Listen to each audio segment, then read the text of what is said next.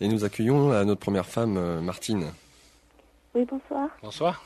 Je suis vraiment très heureuse de vous entendre, de vous écouter cette nuit. Je vous remercie. Donc, j'aimerais connaître la signification de mon prénom Martine. Oui, appelez-moi. M-A-R-T-I-N-E. Je vous donne les lettres. Donc la première lettre, c'est la création, la mère. La deuxième lettre, c'est la règle, le principe, manière de vivre. Le R, c'est le souffle. Le T, c'est la terre. Le I, c'est l'unité. Le N, c'est le retournement. Et le E, c'est le monde. Donc la première partie, le MAR, c'est la mer. C'est-à-dire que vous pouvez vous aimer, vous entourer, rassembler autour de vous, créer des liens, alors que ça soit au sein d'une famille, au sein d'une société, on a besoin de fédérer, de rassembler autour de soi, mais à condition d'avoir trouvé sa terre. Derrière, on a le T, le I, le N et le E, qui veut dire « je ne trouve l'équilibre que dans ma terre, et pour ça je suis capable de retourner le monde ». Ce qui veut dire que pour réussir votre vie, vous devez trouver vos racines. Vous devez trouver un lieu où vous êtes bien. Mais pas un lieu hypothétique, un vrai lieu, avec de la vraie terre, avec des vrais arbres, avec des vrais murs. Et si vous êtes capable de faire ça, alors vous pourrez rassembler autour de vous. Est-ce que vous avez trouvé votre terre? En tout cas, tout ce qui concerne la mère, oui, je suis mère de 4 enfants. Formidable. La terre, c'est un peu compliqué parce que mon papa était un Basque qui est parti de chez lui et qui s'est retrouvé dans la Loire. Et moi, je suis maintenant en Haute-Vienne. Est-ce que vous cherchez vos racines? Oui, parce qu'en fait, mon papa s'était fâché avec sa famille, comme tout Basque. Et donc, j'ai retrouvé de la famille là-bas après son décès. Mais c'est vrai que la terre me parle. Voilà. Mais pas les gens. Oui, mais j'ai pas parlé des gens. Là, j'ai parlé qu'il vous faut votre terre. Alors, si vous avez de la famille autour de vous, bien sûr, vous aimeriez ou vous aimerez les recevoir à l'intérieur de votre terre. Vous voyez, avec la Martine comme ça, c'est quand j'ai trouvé ma terre, je suis capable de faire une maison familiale avec les gens autour de moi. Alors ça, c'est le bon côté. Le mauvais côté de ce prénom-là, c'est que quand quelqu'un s'éloigne de vous, vous pouvez considérer ça comme une trahison. C'est-à-dire que, surtout les enfants, c'est-à-dire que si vous avez bâti un tissu avec eux, au moment où ils partent, vous pouvez sentir un vide à ce moment-là. Ils sont grands, vos enfants? 15, 13, 9 et 7. Ils sont encore là. Oui. Tout va bien. Mais il va falloir vous préparer au fait qu'un jour, ils vont partir. Mais j'ai pas l'impression d'être enfin, je suis très attachée, mais pas mère poule. Enfin, oui. J'ai mon aîné qui rentre d'Irlande. Il m'a pas manqué plus que ça. Ça n'a pas été une torture pour moi de le laisser partir. Oui, parce qu'il revenait. Oui. Enfin, c'est ce que porte le prénom. Oui. Donc on verra. Dans quelques années, vous nous rappellerez. Et puis, vous me direz comment ça s'est passé. Alors même si ça ne veut pas dire que les enfants vont partir, ça va être affreux. Mais généralement, quand on va avoir ce prénom-là, on va être tenté, une fois qu'ils sont partis, de les rappeler, de leur dire de revenir de temps en temps à la maison, de faire des fêtes familiales. Donc c'est là où la terre est quelque chose d'intéressant, en disant, ça y est, moi j'ai récupéré mes racines et j'ai retrouvé une maison de famille, donc vous allez pouvoir venir de temps en temps. Ouais. C'est dans ce sens-là, on peut avoir envie de réattirer les gens avec soi. Oui, parce que c'était tellement le désert du côté de mon papa, c'est vrai qu'il nous a jamais rien raconté Donc c'est vrai que maintenant je suis très attachée à une vie de famille. On est bien d'accord. Par contre, j'ai beaucoup de mal avec ce prénom. Enfin, Oui. Je ne l'aime pas forcément. Tant que vous n'avez pas trouvé votre terre, c'est normal. Ah bon? Oui. Vous cherchez votre terre. Donc là, vous êtes face à un désert, vous n'avez pas de racines. Donc l'idée, c'est dès l'instant que vous pourrez planter vos pieds dans la terre, à ce moment-là, vous allez vous retrouver vous-même. Vous auriez aimé vous appeler autrement? Non, j'ai pas de prénom en plus qui me viennent à l'esprit, quoi. Oui. Moi, je pense que dès l'instant que vous aurez trouvé une vraie terre, c'est-à-dire qu'il y a un vrai lieu, on sent qu'il y a un vrai besoin de ça, dans le sens où vous me dites c'était plutôt le désert du côté de mon père et que je recherche maintenant à reconstruire quelque chose, hein, à donner autour de moi ce que moi j'ai pas eu. Hein. C'est une identité culturelle. Oui, oui.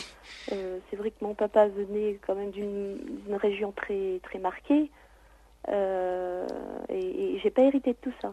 Oui, mais ça vous manque?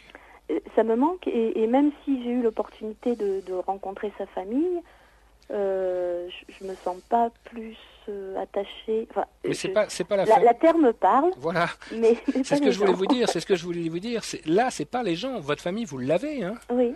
Vous l'avez fait, ça vous suffit. Vous avez besoin de personne d'autre, hein. Oui. Mais par contre, la terre vous manque. Donc, il vous faut une terre dans laquelle vous allez pouvoir amener votre famille. Il faudrait que je déménage? Non, pas forcément. C'est pas aller jusque-là, mais avoir un lieu dans lequel vous vous sentiez chez vous. Oui, c'est la technique. Mais bon, je pense que de toute façon, Martine nous écoute sur 95.2, donc oui. Un endroit, en tout cas une terre où être bien. Un endroit où vous allez vous trouver chez vous, alors que ça soit définitif si vous avez vraiment envie de le faire, bien que votre vie soit ailleurs aujourd'hui, ou que ça soit un pied-à-terre, ou que ça soit même, je dirais, un voyage familial ou quelque chose où on va remonter aux sources, quoi. Et où on va pouvoir retrouver ses racines. Et pas forcément les gens, hein, ça n'a rien à voir. Hein. Voilà. Et nous accueillons Nadia Sophie. Nadia Sophie, bonsoir. Oui, bonsoir. Bonsoir.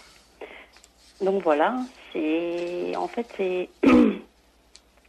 quand même 2 prénoms, parce que du côté de la famille de ma mère, on m'appelle Sophie, du côté de la famille de mon père, on m'appelle Nadia. Et les 2 familles ignorent complètement l'autre prénom. Ah, ça c'est très intéressant.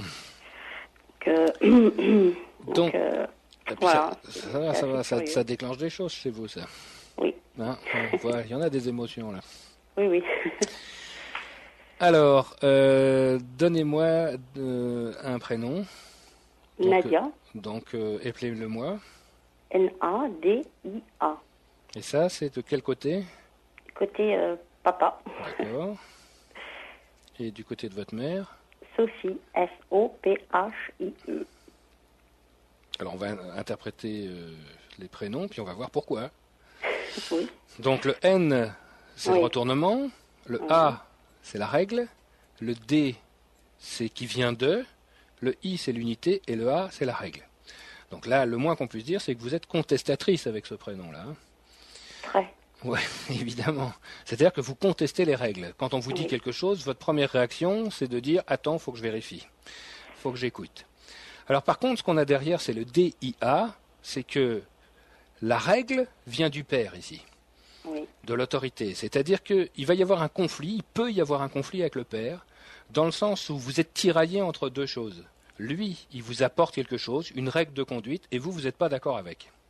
Oh là là, c'est tout à fait ça. Mais oui, c'est marqué. Et le conflit a déjà eu lieu, d'ailleurs. Ah bah, j'en doute pas. Alors c'est une espèce de déchirement quand même, parce que ce qu'on vous apporte, c'est une tradition, parce que c'est quelque chose des racines aussi que vous pouvez avoir envie d'avoir. Mais d'un autre côté, il y a des choses que vous n'acceptez pas, et il y a un conflit qui peut être ouvert avec ce côté-là. Donc ça, c'est le conflit éventuel avec le père, et c'est un peu normal qu'il vous appelle comme ça, dans le sens où il vous considère comme une contestatrice, c'est-à-dire quelqu'un qui ne respecte pas les règles qu'on lui donne. Alors que Sophie, le S, c'est le mouvement dans tous les sens, le O, c'est le corps et l'esprit, le P, c'est le père, la tradition, la transmission, le H, c'est l'équilibre entre le haut et le bas, le I, c'est l'unité, et le E, c'est le monde. Alors là, c'est le mouvement dans tous les sens dans le corps. C'est une liberté. C'est-à-dire que vous faites des choses ici que vous ne faites pas ailleurs. Tout à fait. Vous pouvez vous libérer. Et derrière, pourtant, il y a le père qui est quand même là. Mais un père, je dirais, paisible. Un père idéal. Un père qui ne vous impose pas des règles. Oui. Hein, puisqu'on a le PHIE, qui est l'équilibre entre le haut et le bas, l'unité, la vision du monde à travers ses transmissions. Donc, ça doit être plus paisible du côté de votre mère que du côté de votre père. C'est-à-dire que vous êtes plus libre, vous pouvez faire des choses, et surtout vous pouvez faire des choses sans avoir besoin de contester. Oui. Bien que à ces endroits-là, c'est marrant, il peut y avoir quelque chose d'étonnant, c'est que quand vous êtes avec votre père, vous contestez son autorité, et quand vous êtes avec votre mère, vous avez envie de le voir. Oui, oui. Vous voyez, parce que dès l'instant que vous êtes avec votre mère, ils vivent ensemble ? Non. Évidemment, ça va de soi. Oui. Donc évidemment, quand vous êtes avec votre mère, vous êtes dans un environnement beaucoup plus paisible, si je puis dire, mais peut-être un peu trop, lénifiant. En fait, il a fallu que j'équilibre. En fait, aujourd'hui, je suis plus sereine, si vous voulez. Parce que j'ai réussi à allier, en fait, ce que la part du côté du père et la part du côté de la mère. Et dans tout ça, j'ai réussi à trouver un équilibre. C'est-à-dire que il y a des choses que, en fait, je prends ce qui me convient du côté du père, mais ce que je prends vient d'une force qui vient du côté de Sophie. Enfin, c'est assez curieux, mais j'en doute pas une seconde. Parce que avec le père, vous êtes en conflit ouvert, alors que quand vous êtes avec la mère, comme vous n'êtes pas en conflit, vous pouvez recevoir des choses. Vous voyez, avec Nadia, par défaut, vous êtes contre, même si vous savez que c'est bon pour vous. Ça va être le conflit forcément ouvert. Alors que quand vous êtes au niveau du Sophie, vous pouvez accepter d'écouter des choses. Oui. Donc, votre père peut vous dire quelque chose quand vous êtes Nadia, vous dites non. Et quand vous êtes Sophie, avec le temps, vous dites finalement ce qu'il disait, c'était pas si bête que ça. Oui, mais ça c'est schizophrénique quand même. Ah, c'est un choix que vous avez fait. Non, mais ce qui est intéressant, c'est qu'aujourd'hui j'ai réussi à équilibrer un petit peu, mais c'est assez, je trouvais ça vraiment curieux. Ah oui, mais ça m'étonne pas du tout qu'il vous appelle comme ça.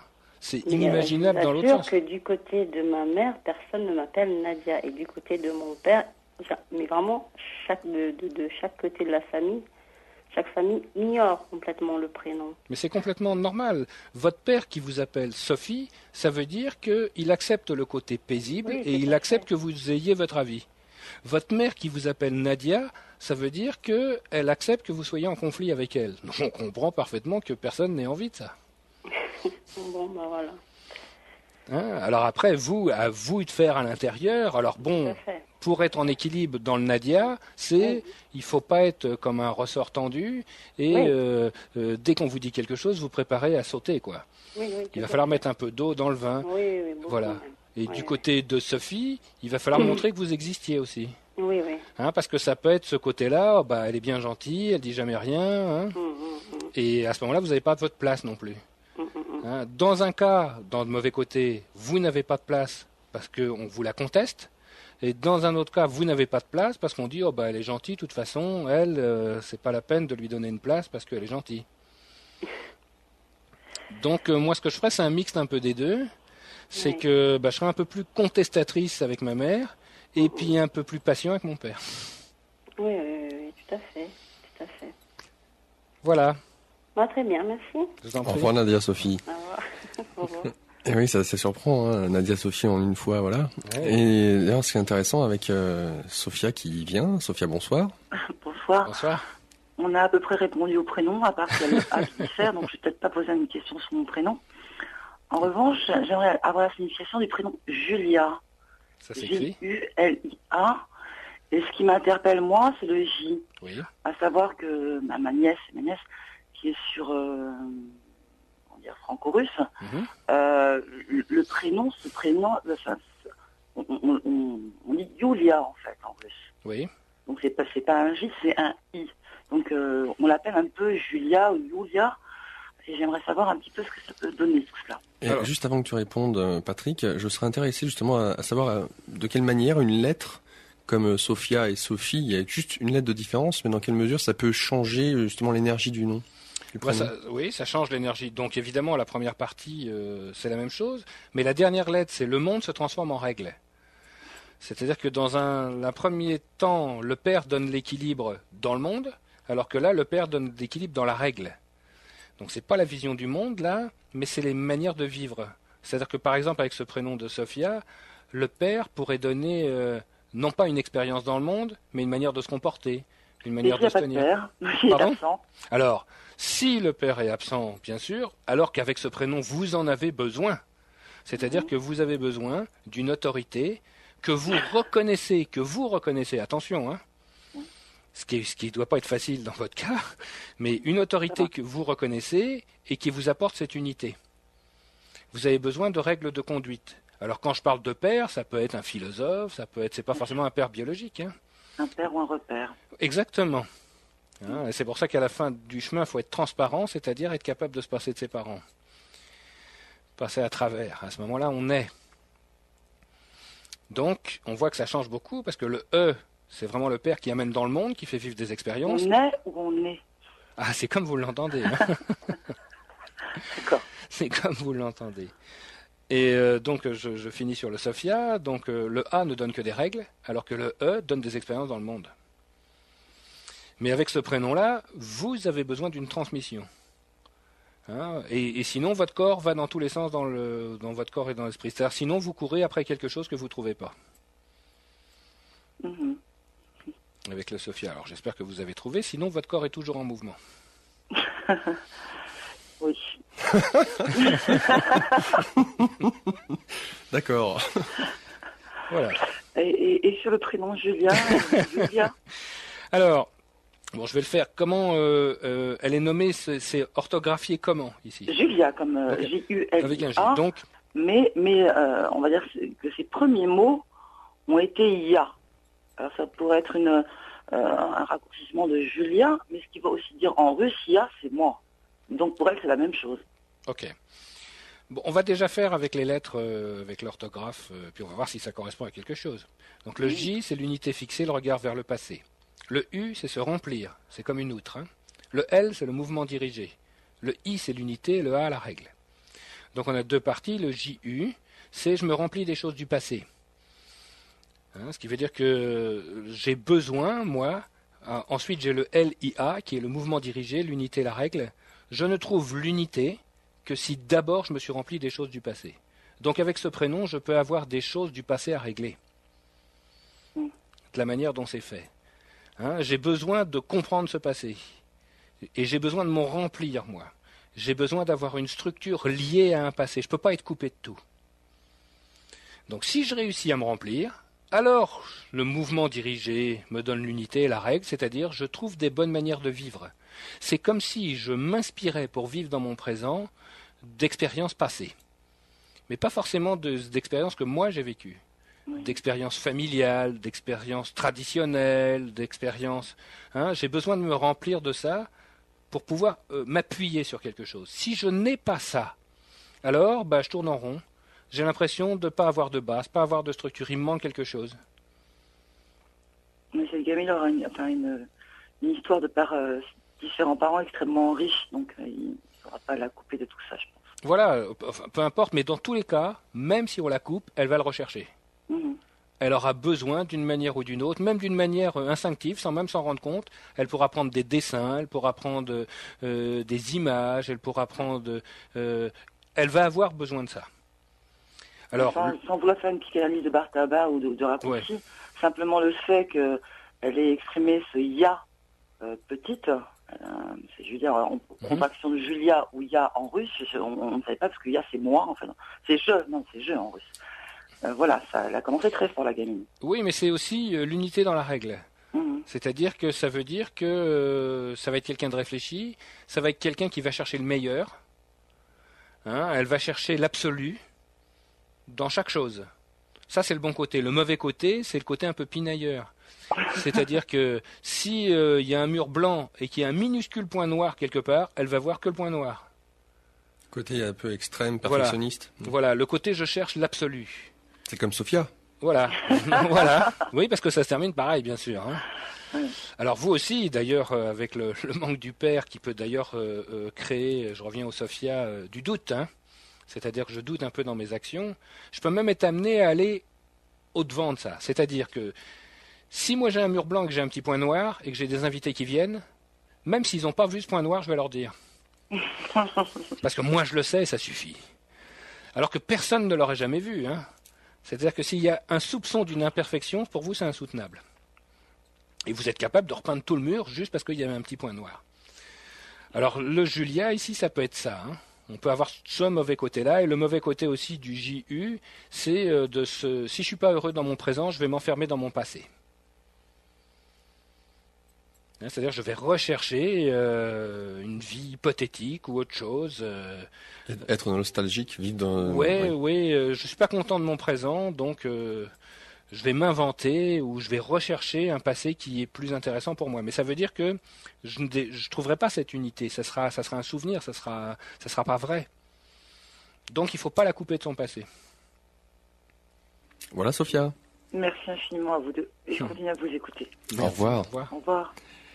Ce soir, Patrick Burenstenas avec nous. Patrick qui se définit alors comme un alchimiste. Il nous en parle ce soir et comme vous pouvez le constater, à travers l'alchimie, on découvre aussi bien toute la symbolique des différents mythes, des oiseaux, des formes, quelles qu'elles soient, des couleurs, des sons, et aussi donc des prénoms.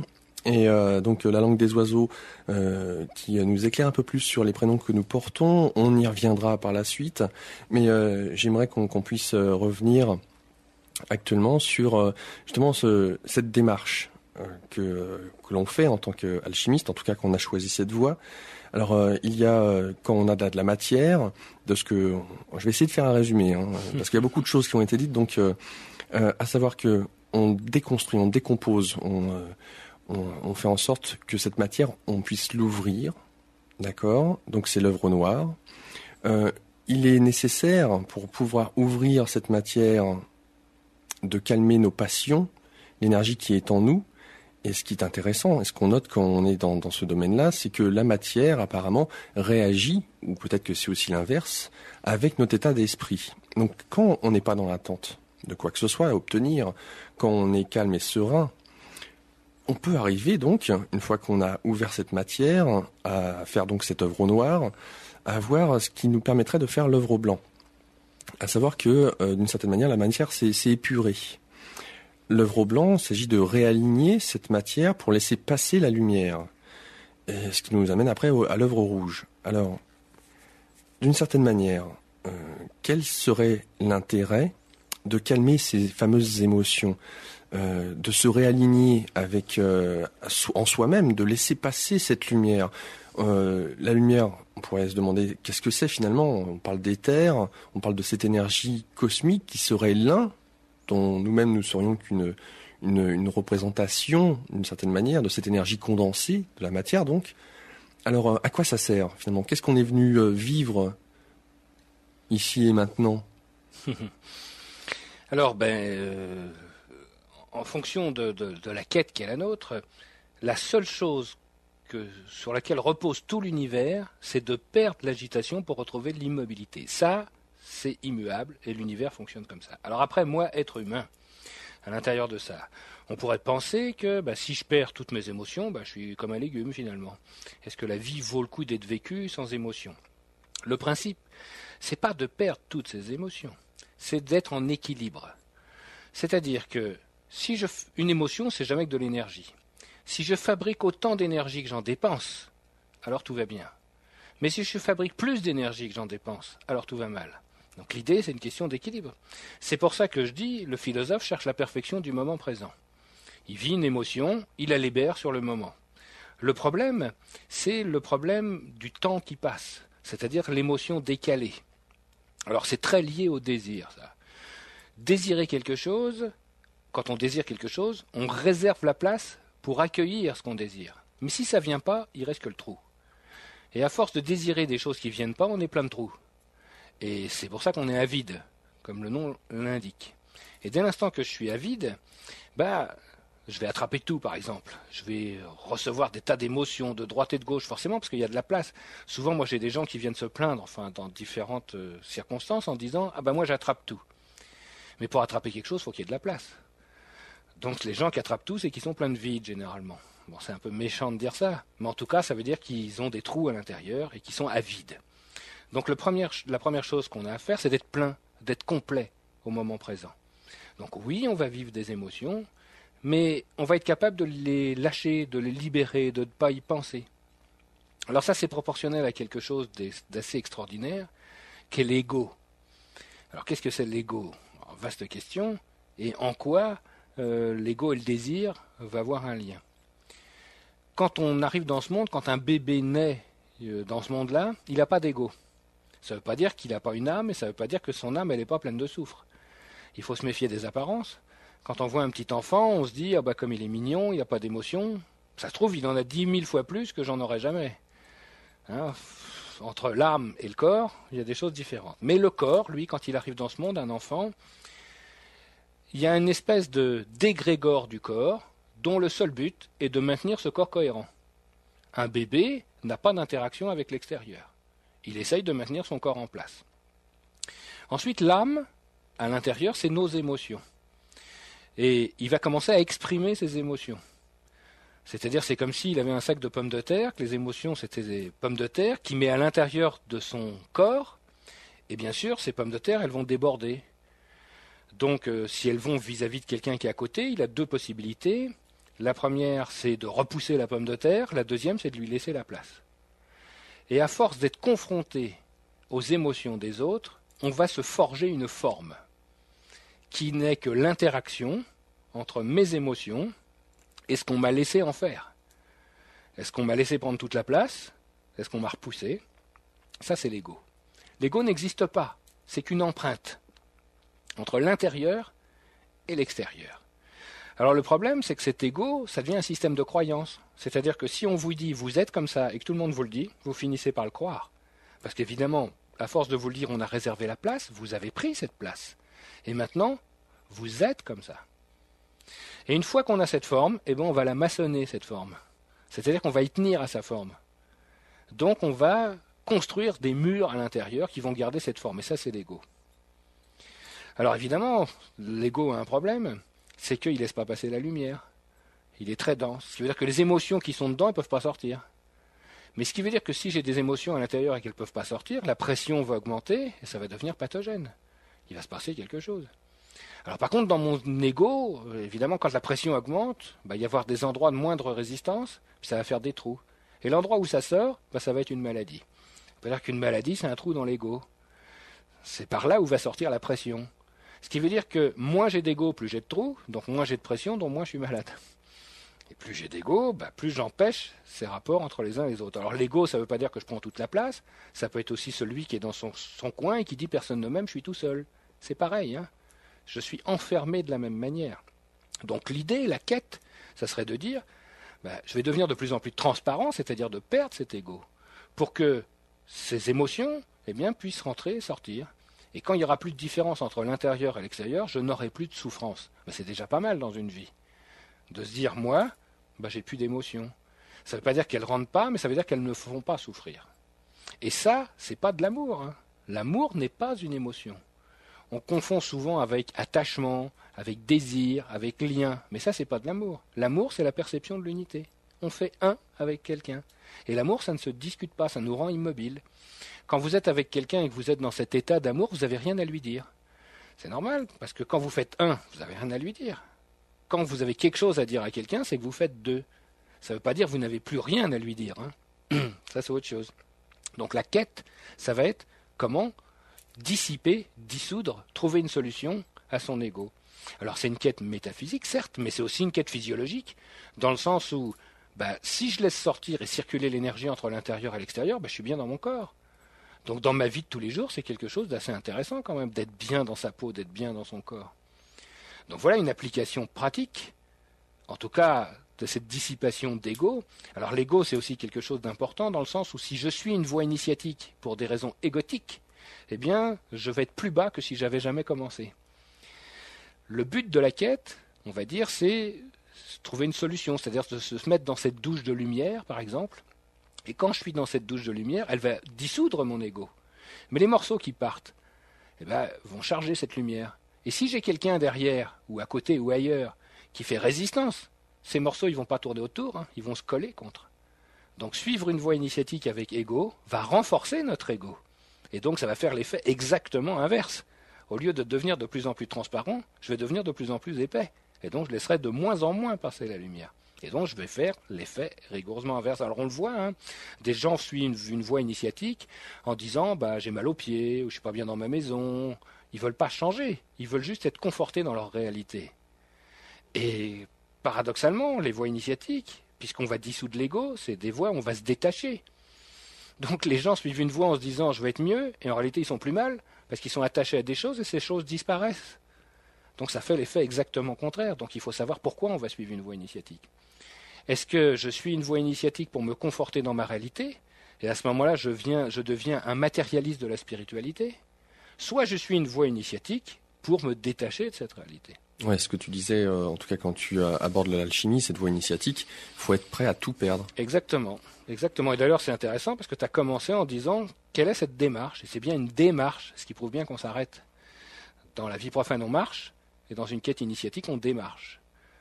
Alors, dans ce sens, dans la philosophie bouddhique, on dit que l'ego, de toute façon, il est là et qu'on ne peut pas le détruire. Il s'agit de l'accepter dans une certaine mesure, qu'il ait sa place. Alors, par rapport à ce que tu disais de cette alors, c'est moi qui le dis, volontairement peut-être, anéantissement de l'ego. Est-ce qu'il est nécessaire de l'anéantir, cet ego? Est-ce qu'il ne fait pas finalement partie de nous, puisque, étant enfant, cet ego, on l'a rempli d'une certaine manière. Il croit qu'il existe peut-être, mais...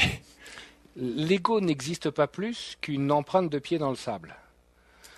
C'est-à-dire qu'on la voit, l'empreinte, mais elle n'existe que parce qu'il y a du sable et que parce qu'il y a un pied. Donc l'ego n'existe que parce qu'on a un corps et parce qu'on est ici dans la réalité.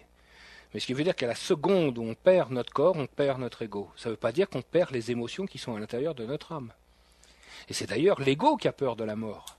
Parce qu'il sait très bien que quand le corps va disparaître, l'ego va disparaître, parce qu'il n'a jamais existé.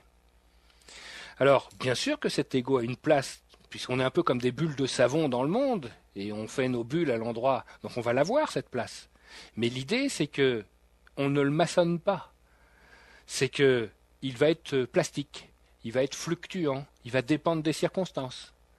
Et dans l'absolu, c'est-à-dire que si on récite la voie jusqu'au bout, le corps se volatilise, donc l'ego aussi.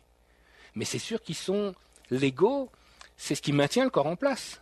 L'ego, c'est l'association des consciences empiriques de chaque cellule, de chaque minéral et de chaque végétal de mon corps. Chaque minéral a une conscience, chaque végétal a une conscience, chaque cellule a une conscience aussi petite soit-elle. Imaginons la somme de toutes ces consciences. Le corps, 40 milliards de cellules. Donc imaginez, il y a plus de cellules dans votre corps que d'habitants sur la Terre. Même si la conscience est minime, la somme de ça fait une conscience globale qui est l'ego. Donc tant qu'il y a un corps, il y a un ego. Mais quand mon corps va se dissoudre, les composants vont partir. Est-ce que l'ego va suivre une cellule? Non. La cellule va retrouver sa conscience de cellule. Ou du végétal qui va pousser dans mes entrailles, ou du minéral qui restera dans mes os. Mais en aucun cas, ce sera une conscience globale. Donc, il n'y a pas cet anéantissement de l'ego, on n'y pense même pas. C'est de dire, c'est pour ça que je dis le philosophe cherche la perfection du moment présent, parce que le présent, c'est le cœur, l'ego, c'est le temps. Quand vous avez une réaction, c'est comme ça qu'on sait si je pense avec mon cœur ou avec mon ego, vous avez quelqu'un qui tombe à côté de vous. Vous vous précipitez pour le ramasser. Ça, c'est le cœur. Vous vous précipitez pour le ramasser et vous commencez à penser « Ah, je vais avoir des problèmes. Ah, ça va être long. Ah, il va falloir que je fasse des papiers. Ah, ça, c'est l'ego. » L'ego prémédite. Le cœur, jamais. Tu veux dire par là que l'ego, c'est le mental, c'est la raison? Voilà. Le mental et l'intelligence de l'ego. Mais d'un autre côté, tu as parlé de conscience. Tu dis l'ego et la conscience, puisque une fois que d'ailleurs... Mais c'est la même chose. C'est-à-dire que la conscience, c'est la conscience. Pour moi, la conscience, c'est le souvenir du fractionnement. C'est-à-dire que j'ai conscience d'exister en tant qu'individu. Mais si j'existe en tant qu'individu, ça veut dire que je suis sorti du reste. Et si je perds cette conscience, je suis dans chaque chose. Est-ce qu'on peut avoir conscience du tout? Moi, je ne suis pas du tout convaincu. À tel point, c'est quand on vit des moments d'unité. Vous êtes dans un lieu, tout est parfaitement à sa place, vous aussi, mais vous ne savez pas pourquoi. Est-ce qu'on est conscient de ce moment-là? Absolument pas. On est. Quand on en sort, on est conscient. On se dit « Ah, qu'est-ce que c'était bien. Ah, qu'est-ce que j'aimerais bien refaire ça. » Mais quand on était dedans, est-ce qu'on avait une conscience? Non, on avait une absence. C'est comme si on n'était plus dans cette réalité. Et ça, c'est l'amour. Et l'amour, justement, est en dehors des trois constantes de notre réalité, qui est le temps, l'espace et la matière. Donc on n'a plus... Ça nous est tous arrivé. Hein. Vous êtes, je sais pas, moi, dans une falaise au bord de la mer, il y a un coucher de soleil. Tout est à sa place. Vous avez la mâchoire qui est par terre. Vous êtes immobile. Le temps qui s'est écoulé, vous n'avez pas la moindre idée. Vous aviez chaud, vous aviez froid, vous ne savez même pas. Où vous étiez, vous n'avez pas la moindre idée. Donc qu'est-ce qui s'est passé? Ça veut dire que c'est plus le mental qui fonctionne. Alors il y a un autre problème avec le mental et avec l'ego, c'est qu'il est chronologique. C'est-à-dire qu'il fonctionne avec la logique du temps. Et vous remarquerez que pour vivre un événement, vous êtes obligé de le saucissonner. Mais comment voulez-vous percevoir l'unité avec un outil qui fractionne ? Mais oui, mais d'un autre côté, celle qui t'écoute pourrait se dire, mais oui, mais on a bien des obligations, des rendez-vous, on doit faire des choses. Genre, comment ne pas vivre sans l'ego dans ce cas-là ? Je n'en disconviens point. Mais je veux dire, c'est un choix. Si je décide de vivre dans le monde des hommes, j'en applique les règles. Avec un bémol en disant, est-ce que ma vie, c'est le choix des contraintes ? Et si ma vie, c'est le choix des contraintes, il va falloir qu'il se passe quelque chose. J'ai le droit de me sacrifier et de dire moi je me sacrifie pour les autres ou moi je fais pas ce que j'aime maintenant, je le ferai plus tard. Mais ça c'est volontaire, ça c'est mental, c'est un raisonnement que je vais avoir. Donc c'est l'ego. Ça c'est l'ego. Mais je peux parfaitement choisir de dire moi ce monde il est ce qu'il est, je le vis au jour le jour et au moment présent. C'est sûr que dans ce monde c'est difficilement conciliable avec une vie de famille, avec un travail, avec quelque chose. Il y a un choix à faire. Mais c'est un choix de vie. C'est pour ça que l'alchimie ou les voies initiatiques peuvent finir par devenir des voies sacerdotales, où effectivement on se coupe de toute famille, parce qu'on ne peut pas à la fois assumer cette famille, assumer des contraintes matérielles et suivre cette voie. Maintenant, on peut aussi concilier parfaitement les deux. C'est-à-dire que oui, on a un ego parce qu'on a un corps, mais on a toujours en tâche de fond le fait qu'on suit une voie. Et que oui, on va réagir d'une manière égotique, mais derrière, on va avoir une voix ou quelque chose, une voix ou une voix, on l'entend comme on veut, qui va dire on se calme, souffle, prend un peu de recul, et maintenant on va faire quelque chose. Tant qu'on a un corps, on a un ego. Mais est-ce qu'il est épais ou pas ? Ça c'est autre chose. Donc on peut trouver un espèce de moyen terme où j'ai un ego, mais il est le plus mince possible. Alors, quand on va suivre une voie, ça va être ça, c'est-à-dire qu'on va considérer que les autres, c'est soi-même. Et à ce moment-là, on va avoir des relations vraies avec les gens. Alors, il y a un truc qui est assez intéressant, aussi difficile à vivre dans notre monde, c'est d'être. C'est-à-dire, je ne parais pas, je suis. Je suis comme je suis. Ça vous plaît, c'est formidable, ça vous plaît pas, tant pis. On est aujourd'hui dans un monde de l'image. Ce qui veut dire que souvent, quand on vit avec quelqu'un, puisqu'on parlait un peu de la vie de famille, là, généralement, l'un aime l'image de l'autre. Mais c'est pas l'autre qu'on aime, c'est son image, c'est ce qu'il représente. Mais il n'est pas comme ça. Alors quand vous avez deux images qui s'associent, maintenir une image 24 heures sur 24, ça coûte de l'énergie. Donc le temps faisant, l'image elle se fendit, puis vous finissez par revenir ce que vous étiez. Et l'autre, bien sûr, le premier truc qu'il va faire, c'est mettre le doigt dans le trou, en disant la faille de l'image, puis il va dire « Ah, je croyais pas que tu étais comme ça ». Alors que c'était comme ça qu'on est en vrai. Et généralement, quand quelqu'un vous dit, par exemple, « Ah, j'aimerais bien que tu changes », on devrait changer de quelqu'un. Parce que quand quelqu'un vous dit « J'aimerais bien que tu changes », vous devez entendre « J'aimerais bien que tu aies la tête que j'aimerais que tu aies ». Mais ça ne veut pas dire que c'est vous, ça. Donc je dirais que la première règle, si on veut être heureux, c'est « Je suis comme je suis ». C'est un peu comme les annonces matrimoniales. Si vous êtes petit, gros, bedonnant, et que vous mettez beau jeune homme d'1m80, riche et intelligent, vous allez avoir 2 millions de réponses, mais quand les gens vont venir, ils vont repartir. Si vous marquez petit, gros, bedonnant, vous aurez peut-être 2 réponses, mais ça va marcher. Donc l'idée, c'est un choix aussi dans la vie. On a tendance, nous, à ratisser large en disant comme ça on va m'aimer. Mais si on est ce qu'on est, jamais vous vous trompez. Personne ne vous dira jamais, je ne croyais pas que tu étais comme ça. Vous direz, je l'ai toujours dit. Oui, mais dans ce cas-là, ça demande justement à s'aimer, à accepter tout ce que l'on est, avec ses parts d'ombre et de lumière, je dirais, quelque part. Mais ça commence par ça. Comment peut-on suivre une voie sans commencer par soi ? Je veux dire, commencer par soi, c'est la première étape. Je veux dire, tout ramener à soi, c'est de l'égoïsme. Mais s'occuper de soi, c'est pas du tout de l'égoïsme. On doit commencer par ça.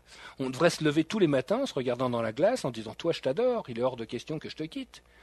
On devrait s'embrasser tous les matins.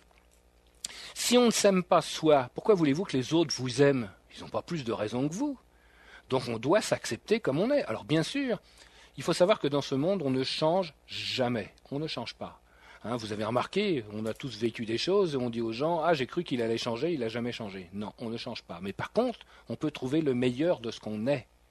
Donc à nous, avec nous-mêmes, on ne demande pas de changer, on est venu pour quelque chose, on ne va pas changer, mais d'essayer de trouver le meilleur de ce qu'on est.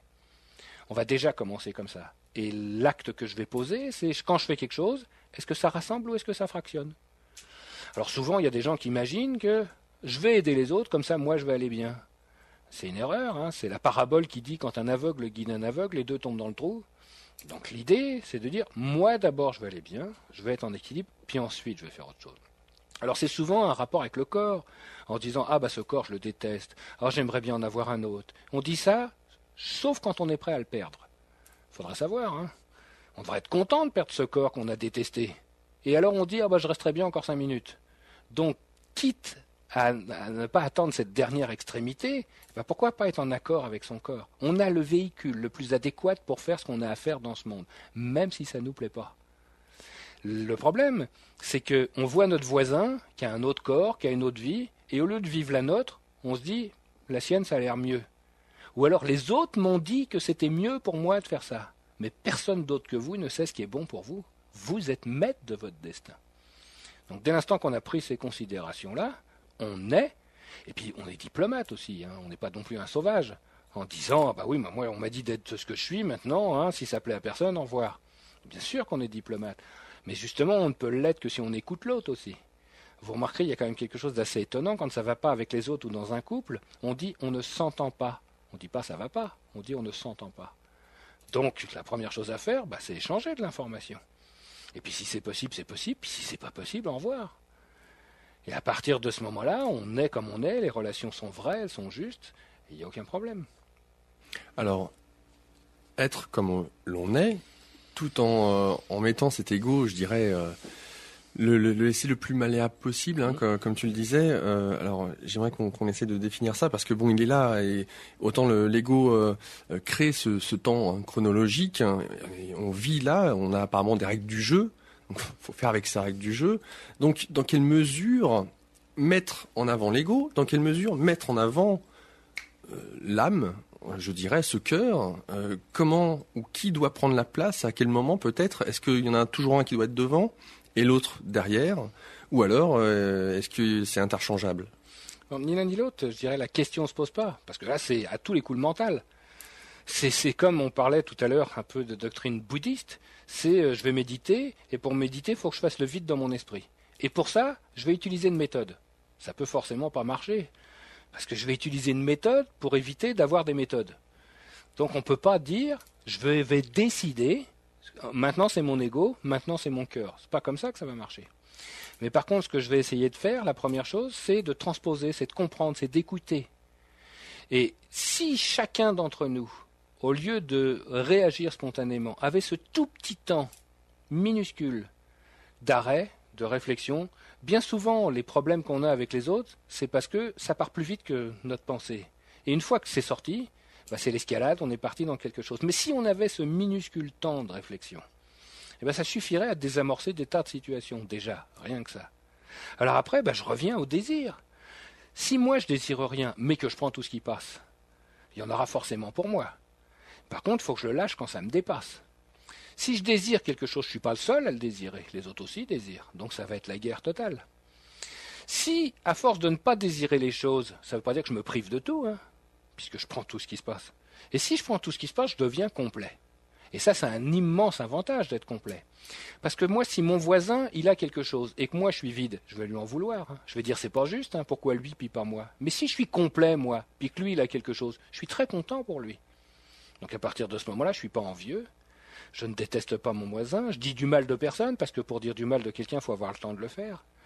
Mais si je suis complet, ben la question ne se pose pas.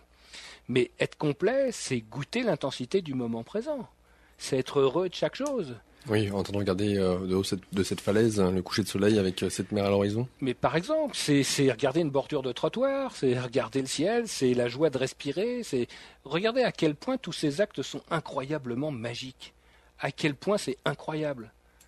C'est hallucinant de voir que, ne serait-ce que je suis en train de parler là, vous vous rendez compte le nombre de mécanismes hallucinants que je suis en train de mettre en place? Je régule la pression de mes poumons, je définis la longueur de mes cordes vocales, je mets ma bouche dans la bonne forme, j'ai ma langue qui prend la forme pour que le son soit particulier. Et non seulement je fais tout ça en même temps, et je pense à ce que je vais dire après. Vous trouvez pas ça incroyable? C'est hallucinant. Donc le corps, et vous êtes le dieu de votre corps en plus, imaginez ça. Le fait de serrer la main, de lever une main, vous avez envoyé des ordres à des millions de cellules qui répondent instantanément. C'est incroyable, c'est extraordinaire. Alors, ok. Pour ceux et celles qui t'écoutent, je reprends l'exemple que tu as donné tout à l'heure, de cette personne qui tombe à terre. Tout de suite, c'est hop, l'élan du cœur, non pas l'ego, l'élan du cœur va dire, va être d'élever cette personne à se lever. D'accord. Après viendra le mental, l'ego, en disant, oui, mais là, dans quoi tu t'es embarqué encore, tu devais aller au travail, là, c'est fini. Ça, c'est une chose. Et puis, il y a celui qui est peut-être au volant de sa voiture, qui voit que l'autre ne démarre pas au feu rouge, enfin au feu vert du moins, va sortir, va exprimer aussi. Alors, est-ce le cœur, ça ? Est-ce l'ego ? Ça dépend. Je veux dire, l'ego, il s'arrête pas au corps. C'est intéressant de parler de la voiture. Souvent, notre ego dépasse notre corps et atteint notre voiture, par exemple. Je pense au petit monsieur qui est très gentil, puis qui rentre dans sa voiture de sport rouge, et là, son comportement change instantanément. Je pense à la personne à qui on raille la voiture et qui descend et qui tue l'autre personne, parce que c'est son corps. Ça peut être sa maison aussi, ça peut être son travail, ça peut être sa famille, ça s'arrête pas, c'est ce qu'on possède. C'est chose auquel une extension de nous-mêmes. Et ça, c'est pas le cœur, alors ? Ah non, ça, c'est évidemment pas le cœur, ça. Le cœur, c'est, j'ai une voiture, c'est formidable, c'est un moyen de transport, je suis ravi de l'avoir, mais je l'ai pas, je m'en fous complètement.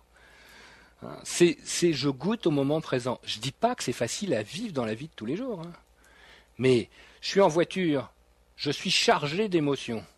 Il est évident que si quelqu'un me fait l'ombre d'un soupçon d'un truc, je vais sortir parce que cette émotion, il va falloir que je l'évacue. Le problème avec l'émotion, avec cette énergie, c'est qu'il va falloir que je l'évacue d'une manière ou d'une autre. Je n'ai pas 50 000 manières de l'évacuer. Soit je l'évacue moi-même, et là c'est thermique ou dynamique, c'est-à-dire j'ai chaud ou je bouge. Soit, la manière la plus simple, je la refile à quelqu'un d'autre. Et c'est pour ça qu'on va avoir un jeu en permanence où on va se transférer, on va se transmettre ces émotions des uns aux autres. C'est quasiment mécanique. C'est un... Émetteur-récepteur. Oui, c'est une réflexion, action-réaction, vraiment la plus simple. Genre, je sors d'ici, il y a un courant d'air, je prends la porte dans la figure, j'ai tendance à taper la porte. Ce qui est stupide. Mais j'aurais tendance à renvoyer l'énergie à ce qui me l'a fait faire. Le marteau, je me mets un coup de marteau sur le doigt, c'est sûr que le marteau, je vais l'envoyer voler. Parce que, ce qui est stupide, le marteau, il est pour rien, il n'a aucune conscience. Donc, vis-à-vis des gens, je vais avoir tendance, quelqu'un m'a fait une émotion, je vais avoir tendance à lui renvoyer. Alors, comme en plus, on est capable de temps qui passe en fonction de l'ego, moi, je suis capable de faire de l'accumulation d'émotions. Si je te dis quelque chose qui ne te plaît pas, tu peux y penser pendant des jours. Et à chaque jour, tu vas rajouter une couche. Et ce qui veut dire que si je te revois dans 15 jours, tu vas te jeter sur moi en me disant qu'est-ce que tu m'as dit. Moi, j'aurais oublié depuis longtemps, puisque moi, c'était juste une petite énergie. Mais toi, tu l'as accumulée. Je l'ai alimenté. Voilà, tu l'as alimenté. On fonctionne comme ça, en auto-alimentation. Donc à partir de ce moment-là, si l'énergie devient trop grande, elle va devenir pathogène, je vais faire des maladies. Imaginez des colères rentrées, des choses comme ça. Quand vous êtes en colère, que je sais pas, moi, vous tapez sur les murs, vous jetez des piles d'assiettes, elles se cassent. Si cette énergie n'est pas sortie, c'est la même énergie que vous avez à l'intérieur. Alors c'est comme si vous preniez vos poumons, vos foies, vos rats, et que vous les déchiquetiez, vous les sortez, vous les mettez par terre, vous sautez dessus à pieds joints. C'est la même énergie qui casse des assiettes. Pourquoi voulez-vous que vos organes résistent à ça? Donc ça devient pathogène. Donc on va essayer de trouver les moyens, c'est l'histoire de la patate chaude ou du papier collant, de leur filer à quelqu'un d'autre. Alors, c'est l'occasion qui passe, c'est le type qui est en voiture. S'il a passé une excellente journée et qu'il n'a aucune émotion, pourra lui faire ce qu'il veut, il va pardonner beaucoup de choses. Par contre, s'il est saturé d'émotions, la moindre bricole, il va jeter dessus. Donc ça va être ce jeu d'équilibrage un peu de ces émotions. On va se poser la question, alors comment on peut faire pour les éliminer sans les jeter sur quelqu'un d'autre? Tout ce qui permet de le faire, ça s'appelle l'art. L'art, justement, est une manière d'éliminer ces émotions en créant quelque chose, parce qu'il faut de l'énergie pour créer, et sans la diriger vers quelqu'un. Et l'intérêt, c'est pour ça qu'on fait de l'alchimie aussi, l'alchimie transmute, elle ne transforme pas. C'est-à-dire qu'on ne part pas d'une forme pour arriver à une autre forme, mais on part d'une forme pour dissoudre cette forme. Donc faire de l'alchimie dissipe ces émotions, ça ne fait pas l'ombre d'un doute, mais au lieu de les jeter sur quelqu'un, c'est le creuset qui va bouillir. Et c'est une manière élégante d'éliminer des rages, des colères, de ce que vous voulez, à l'intérieur de la matière, qui elle-même va l'éliminer à son tour. Oui, mais tu disais tout à l'heure que pour obtenir, en tout cas quand on est dans cette démarche de grande œuvre, il ne faut plus qu'il y ait de passion, il ne faut plus qu'il y ait cette activité. Donc ça ne fait pas l'ombre d'un doute, mais quand on commence, on est humain, on en a ces émotions. Mais ce qui va se passer, c'est moi je vais travailler au creuset, la première chose qui va sortir, c'est l'émotion du métal. Parce que comme on l'a vu tout à l'heure, il n'y a pas de raison que le métal n'ait pas d'agitation, n'ait pas d'émotion. Une fois qu'il a éliminé son agitation, il y a de la place pour mettre la mienne. Donc la mienne va passer dedans. Et à force de travail, je vais éliminer à travers le métal mon émotion. Bien sûr qu'il va m'en rester, mais au fur et à mesure de mon travail, je vais finir par vider complètement mes émotions. Ça ne va pas se faire tout de suite, ça peut durer des années, peut-être qu'une vie ne va pas suffire, et à ce moment-là, je raterai l'œuvre. Mais ce qui va fonctionner, c'est que le métal va fonctionner comme un exutoire qui va me permettre d'évacuer ces émotions à travers lui. Et au bout d'un moment, il n'y en aura plus. Oui, mais dans ce sens-là, si j'entends ce que tu dis, il faut, au moment où on travaille sur cette démarche de la recherche du grand œuvre, cela sous-entend que tu dois exprimer des émotions, alors que, oui, mais côté paradoxal, alors que tout à l'heure tu me disais, justement, pour réaliser ce grand œuvre, il ne faut pas avoir d'émotions, dans le sens où il faut calmer cette passion. Si moi je nais avec des émotions, il va bien falloir qu'elles deviennent quelque chose. Il n'y a pas de génération spontanée. Donc, j'aurai des émotions quand je vais me mettre au creuset. C'est pour ça que, je vous l'ai peut-être pas dit, mais je vous le dis, le nombre de fois où j'ai jeté mes creusets, où j'ai fermé mon laboratoire, où j'ai jeté la clé en disant j'y reviendrai plus. Et puis une fois que les émotions sont passées, on revient en disant c'est peut-être aujourd'hui que ça va fonctionner. Donc bien sûr qu'on est très émotionnel au début, mais avec le temps, on va perdre ces émotions. Elles vont se dissiper à l'intérieur du métal. Et en finalité, je deviendrai bien immobile. Et donc en finalité, si je réussis l'œuvre, alors je serai immobile et je réussirai à cristalliser. Mais ça ne veut pas dire qu'on y arrive. Ça veut dire dans le meilleur des cas, il y a des gens qui restent dans leurs émotions toute leur vie et qui n'arriveront jamais à arriver à l'œuvre. C'est la finalité, c'est le bout. Alors, en imaginant, j'entends ce que tu dis, alors en imaginant que donc derrière mon creuset, j'ai été faire une séance de yoga, de méditation, je suis zen et je passe à l'œuvre. Ce qui n'empêche pas que j'ai gardé, mon ego a gardé de mon enfance peut-être ces fameuses émotions. Alors qu'est-ce qui se passe? Est-ce que justement dans cet état de moment présent, de contemplation un petit peu, est-ce que je peux réaliser peut-être une partie de l'œuvre, ou être dans une démarche où vraiment il y a une évolution, ou alors du fait d'avoir ces scories du passé qui sont là, qui sont présents. On parlait de mémoire cellulaire, elles sont présentes. Est-ce que, du fait de les avoir, cela m'empêche d'avancer dans l'œuvre? Non, pas du tout. C'est-à-dire que, d'abord, on ne va pas faire une séance zen, de yoga, avant de faire l'œuvre. C'est-à-dire que, on y est. Et on ne se pose pas cette question. Je veux dire, c'est un espèce de vase communicant. Et dans les vases communicants, rien n'est masqué, rien n'est caché. C'est pas de la psychanalyse. On se pose pas la question de savoir est-ce que j'ai eu quelque chose ou j'ai pas eu quelque chose. Je travaille au creuset, ça marche ou ça marche pas. Tant qu'il y a quelque chose à évacuer, je vais évacuer. Je n'arriverai pas au bout. Même s'il reste un iota de quelque chose, j'y arriverai pas. Alors, il y a un bémol, c'est-à-dire que même s'il m'en reste un peu et que le métal, lui, est très pur, alors le fait des vases communicants va faire que le travail que je vais faire, le lieu, l'atmosphère, va faire que je vais réussir quelque chose, même s'il me reste encore un peu d'émotion. Mais on ne se pose absolument pas la question, c'est pas du tout prémédité. C'est pas aujourd'hui je vais travailler sur ma colère en faisant ça. Pas du tout, j'ai pas la moindre idée. D'ailleurs, des fois on va travailler, on est en pleine forme, on se dit que c'est merveilleux, tout va bien, on commence à travailler, puis on sent une colère qui monte, ou alors on l'a pas prémédité, on n'a pas la moindre idée d'où ça vient. C'est un peu comme des piles d'assiettes sales. La vie, c'est ça. On croit avoir réglé des problèmes, en réalité, on a mis une autre assiette dessus.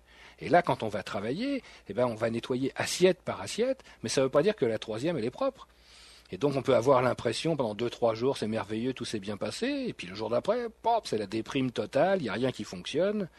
Mais j'ai la possibilité de rester dans mes émotions en disant ça sert à rien, je suis mal, j'arrête tout, ou de dire je passe au-dessus et puis je me mets dedans puis on verra ce qui se passe. Et la seule volonté qu'on pourrait avoir, c'est de dire je continue la voie quoi qu'il arrive. Une question. Pour toi, qu'est-ce que le hasard? Le hasard n'existe pas. Pour moi, c'est Léoto disait il y a que des rendez-vous. Si je prends un tapis et que je prends un fil au hasard, il est bien au hasard. Mais évidemment qu'il n'est pas au hasard, parce que s'il était au hasard, ça ne serait pas un tapis, ça serait un tas de poils. Donc, pour moi, il est au hasard, mais pour le tapis, non. Pour moi, le hasard, c'est quand on n'a pas suffisamment de paramètres pour en déterminer la relation de cause à effet. Donc pour toi, tout n'est que cause et effet. Alors, il y a un bémol, c'est-à-dire que dans la vie des hommes, oui, Mais dans l'art, non. Tant qu'on est dans le mental, tant qu'on est dans le temps qui passe, tout est cause à effet. Et d'ailleurs, on dit, quand on a trouvé la pierre, quand on est au bout, on sort de la causalité. Et on peut dire qu'on crée une bulle de non-causalité, où là, tout est possible. Mais c'est vrai que dans notre réflexion, dans notre chronologique, dans notre mental, peut-être que la cause à effet est quelque chose que nous avons créé. Moi, je reste assez persuadé que la réalité est un hasard auquel on s'est habitué. C'est-à-dire de dire, tout a l'air à sa place, mais c'est parce que je vois ça comme ça, et j'y ai mis des règles. Et par conséquent, pour moi, c'est logique et c'est chronologique. Mais ça aurait pu être n'importe quel hasard. Oui, tu veux dire un peu, ça me fait penser à Matrix. Oui, savoir que d'une certaine manière, tout le monde croit à ce qui se perçoit, ce qui se touche, ce qu'on sent, mais qu'au-delà de ça, c'est parce qu'on pense justement que tout ce qui est autour de nous existe, que ça existe. Voilà. Alors on peut faire une expérience qui est intéressante. On prend un papier quadrillé 5,5, 5 mm des petits carreaux, et puis on met des points à toutes les intersections. Et on va dire à la personne, qu'est-ce que vous voyez ? On va dire, je vois des points sur une feuille en fonction des lignes. Bon. Et on va dire, regarde bien. Maintenant, ils sont 4 par 4, c'est des carrés. Je vous garantis que les gens vont voir des carrés. Après, on va dire pas du tout, regarde, ils sont par bandes. Je vous garantis que les gens vont voir des bandes, alors que les points n'ont jamais changé. Alors peut-être que notre univers, c'est la même chose. C'est-à-dire que dès l'instant qu'on organise, on le voit par exemple avec les constellations, quand on dit, ça c'est la grande ours, quand on dit ça, il faut bien penser que les étoiles ne sont pas sur un plan. Il y en a une qui est loin, il y en a une qui est devant, et c'est nous qui organisons, en fonction de notre point de vue, des formes. Mais elles ne sont pas comme ça, ces formes. Ça dépend que de notre point de vue, et ça n'a qu'une signification que pour nous. Mais ce qui veut dire par là, que dans notre réalité, c'est pour moi très vraisemblablement la même chose. D'accord, donc on est tous en train de croire à un rêve ou à quelque chose qui...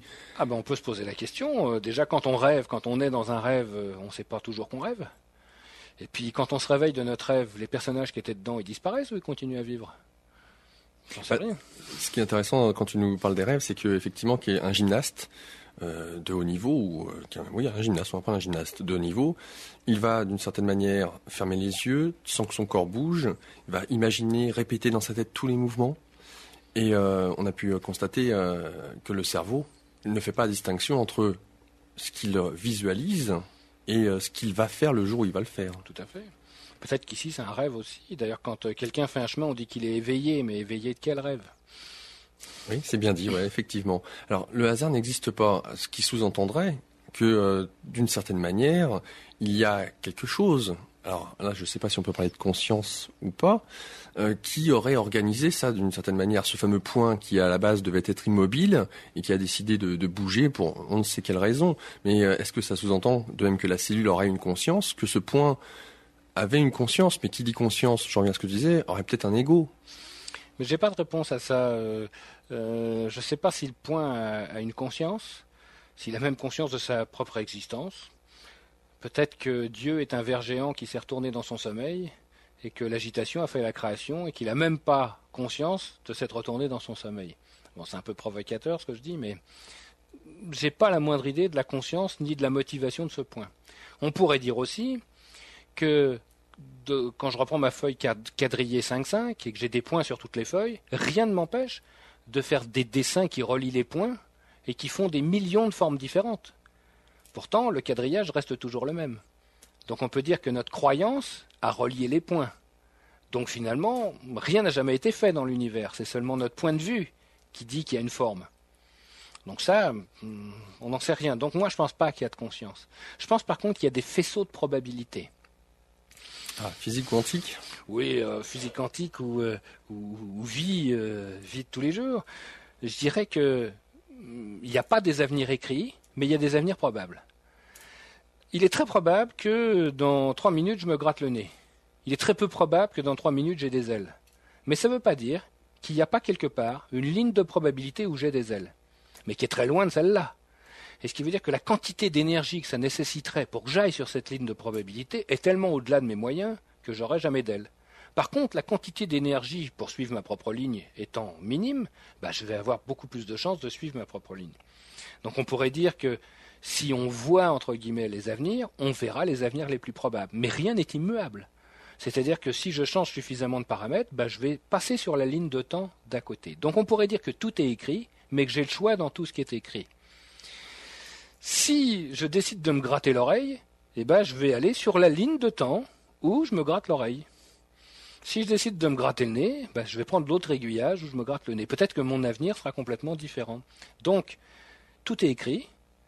Il y a une ligne où je me gratte le nez, il y a une ligne où je me gratte le pied, il y a une ligne, mais j'ai le choix, et c'est peut-être là le libre arbitre, de choisir ma ligne de temps. Alors c'est intéressant cette vision, ça veut dire que le temps n'existe pas, mais qu'il n'y a qu'un éternel moment présent, et que je ne fais que de sauter de présent en présent. Et ça veut dire que le temps n'est pas linéaire et que le temps n'existe pas.